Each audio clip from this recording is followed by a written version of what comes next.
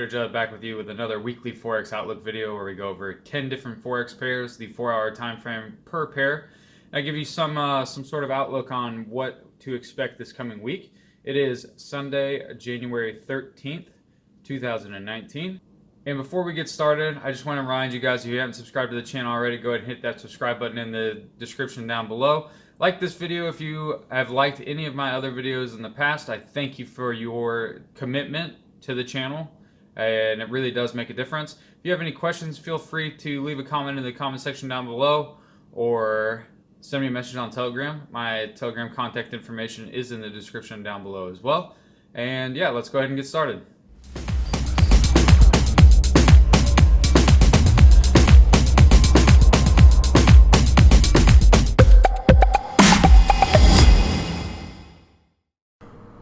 Alright, so we're looking at EURUSD on the 4-hour time frame. As we can see, last week we had some bullish momentum break through this trend line that is drawn, and then we had a pull back down to the zone, getting a retest of not only the trend line but the zone. We can see that the market opened up just right below this top trend line and right on top of this bottom trend line. And so I really do expect for this to continue to go bullish this week. It finally broke out of this consolidation area that I was talking about last week. I'm not 100% convinced yet. I want to see some more bullish momentum before I go and buy this, just because these are some large bearish candlesticks. If it does break below this zone or this horizontal line right here, then I will be looking for sells. But if it does not, then I will continue to look for buys. So that's what I see with EU this week. Moving on to USDJPY. As you can see, I've drawn this trend line right here. The first candlestick of the day was extremely bearish. And it's a pretty simple outlook here. I do think that this is going to go bearish just because of all of this large bearish momentum downward. We might see consolidation this week, but I'm not convinced on that either. So not a lot of movement last week, all things considered. Really not a lot going on last week. Or not a lot of significant news to propel the market last week, and because of this large drop, it's almost to be expected that we don't see a lot of that movement. But we're coming into the second or third week of the year, and so we should start seeing some more movement here relatively quickly outside of GBP, which I'll touch on later. So yeah, those are my two outlooks on UJ. Gold is next. As you can see, I've added a zone up top, and prices bouncing in between this zone drawn and the support and resistance level down below that. All I'm really waiting for on this is if we get a break above this this zone drawn, then we'll be looking for a retest of that structure and then continue to push upward. If we do not see that, then we'll be looking for a break and close and then a retest of this support and resistance level before continuing down and retesting this trend line. EURAUD is up next. As you can see, we had some good bearish momentum on EURAUD last week. For those of you that have seen my EMA scalping video, or EMA strategy video rather, it's not just a scalping strategy, it works on all time frames, but here's a good example of it working.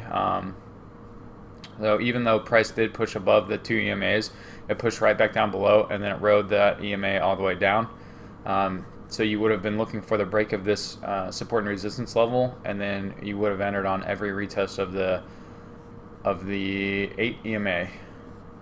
But I do think that this will probably continue to go bearish, just because of this large push down. We do have a lower high and now a lower low, so that is a confirmed break of structure. We are sitting pretty much right on top of this level right here, those previous market structure. So we could see a reversal upward, maybe retest this level before continuing down.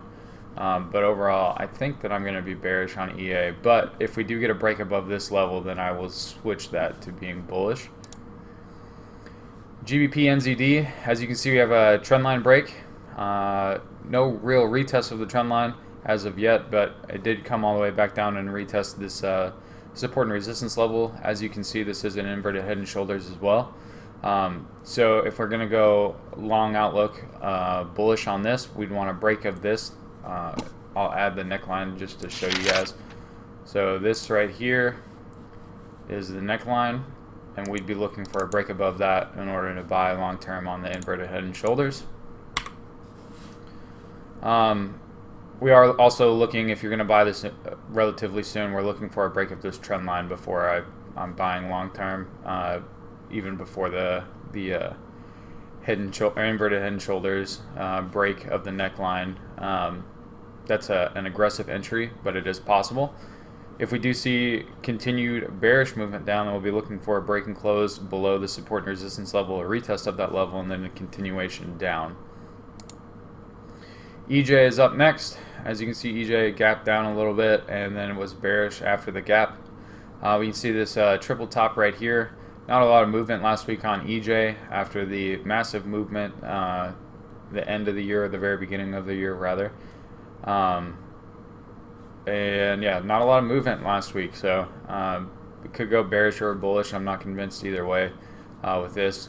It did break below the consolidation of last week, and so that leads me to believe that it should go bearish. But I'm not really sure because last week was kind of a funky week with all this consolidation and not a lot of movement. EG is up next. As you can see, EG finally broke out of this consolidation area that was defined by these two support and resistance levels, with the final, or the second to last candlestick of last week being this massive bearish candlestick. Now kind of what we're waiting on is it going to come back and retrace back into this consolidation area, or are we going to see a lot of bullish momentum, which GBP pairs are going to be extremely volatile this week, so that's something else to keep in mind. I'll touch on that more at the end of this video, so if you want some GBP advice, just wait till the end of this video. USDCAD is up next, UCAD. As you can see, a lot of bearish momentum coming into last week, and then continued bearish momentum, but then consolidation after that. We did get some bullish momentum to close the week out last week, and we haven't seen really much of anything as of yet. So I'm not convinced either direction on UCAD. I'm not bearish or bullish on this. This is going to be more of a wait and see pair. GBPJPY is up next, GJ. As you can see, GJ closed the week out with some bullish momentum last week. A little bit of bearish momentum to start the week this week, but really not anything significant. There is a pretty significant trend line right here that price is relatively close to, as well as a horizontal line that's in the relatively the same vicinity. 140 is also right there. So if you know quarter points, that's something to be aware of as well. If we do get a reaction to the 140 and some bearish momentum, I think this is prime for the sell. But I'm not 100% convinced on that yet. I wouldn't sell it just yet. There might be some more bullish momentum left in this, or we could get a break of structure and it change the trend bullish. So it really just depends on what happens this week. And last but not least, AUDNZD. As you can see, not really no significant movement on AUDNZD last week either. So I could see this going bearish or bullish. We still haven't gotten well, we did get a retest of the trendline break right here, and then we saw the bullish continuation off of that. So if you made money off of that, good for you. We saw the rejection of the support and resistance level, and price has kind of respected these two levels and is now closed down below it. Again, I'm not really bullish or bearish on this. The market structure on this is telling us that it probably will go, I should say, minor market structure is telling us that this should go bearish. However, the break-in retest of this trend line is showing us that we should be looking for buys, and also the major market structure is also telling us to look for buys. And so I'm not convinced either direction. It hasn't figured out what it wants to do yet. So I'm going to let it figure out what it wants to do before I do anything. And so yeah, that's our 10 pairs for this week. And a couple other things that I just wanted to touch on for you guys. This is the first one. If you do not know what Forex Factory is, I get all of my Forex related news from Forex Factory. And the reason why I'm talking about this today is to talk about a couple different things. The number one is the Parliament Brexit vote is on Tuesday. It's expected to be rejected. Theresa May's plan for Brexit is supposed to be rejected by the public or the Parliament, and that's going to make GBP pairs extremely volatile, depending on what the actual outcome of that is. So if you are in a GBP pair going into Tuesday, probably Tuesday morning, I would be extremely wary of that. If you're planning on trading this, make sure that you're confident that your broker is going to stay online for it and is going to or is prepared for it. I guess that's the best way to put it. There's some other GBP news. Carney speaks later on Wednesday, and they're going to figure out what to do with post-Brexit vote. I guess that's really the biggest news story this week, or probably for this entire month, honestly. But yeah, if you do not keep up with Forex related news, this is a great place to keep up with it. The way that Forex Factory works is the yellow folders are they're lower risk, I guess, or lower movement. They're not as significant. The orange folders are a little bit more significant, and the red ones are the most significant. So during the red folders, the market has a higher chance of being volatile. So that's just something to keep in mind. If you do click on these folders to the right, it will tell you kind of what the event is, what it's about, and the significance of it to the currency that it's related to.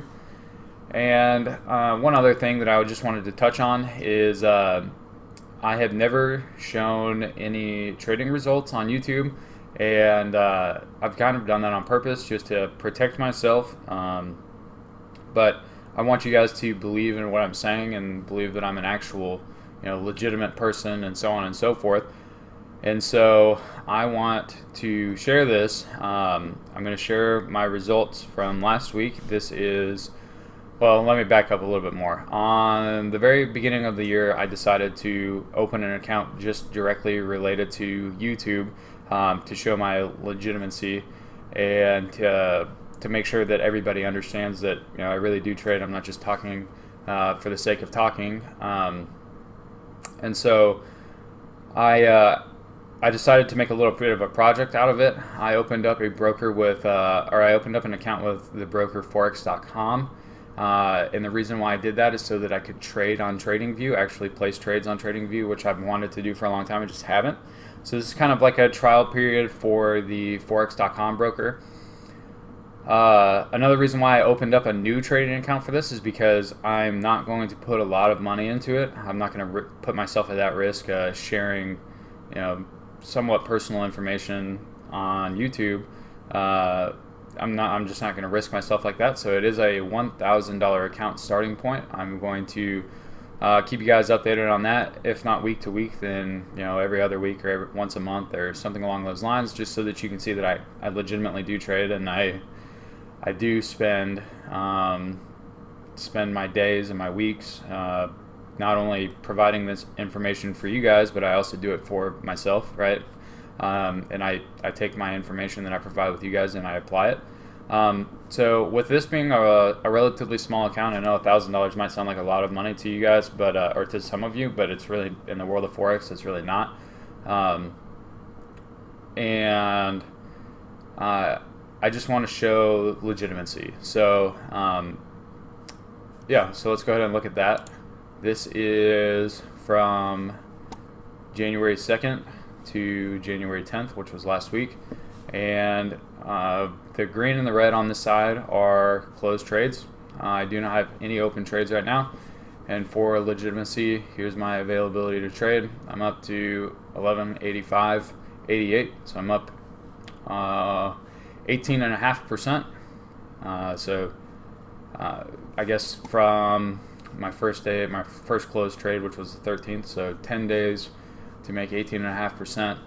Again, being completely transparent, I didn't really know how to do this, and so hopefully this is the best way that I can go about doing it. Yeah, so this is Forex.com. I will be making a video in the future kind of reviewing my experience with them. It's been kind of a learning experience because I've never used position buying and selling before. I've only used MT4 as a trading platform, and so learning how these correlate with lot sizes has been a little bit of an adjustment, and then learning how to use TradingView as an actual trading platform has been a little bit different too. So yeah, it's definitely been a learning experience. There are some things that I like about it. There are some things that I don't like about it. But like I said, I'll be making a video in the future kind of discussing my thought process on that and the significance of it. But it looks like I've taken too much of your guys' time already. So I hope that all of you enjoy your trading week and have enjoyed this video. If you did enjoy it, leave a thumbs up. If you did not, thumbs down this video. If you have any questions at all, please feel free to shoot me a message on Telegram or leave a comment in the comment section down below. And if you haven't already, please subscribe to the channel. Be on the lookout for more videos, more content, more everything. And thank you guys. Again, have a great week. I'm out.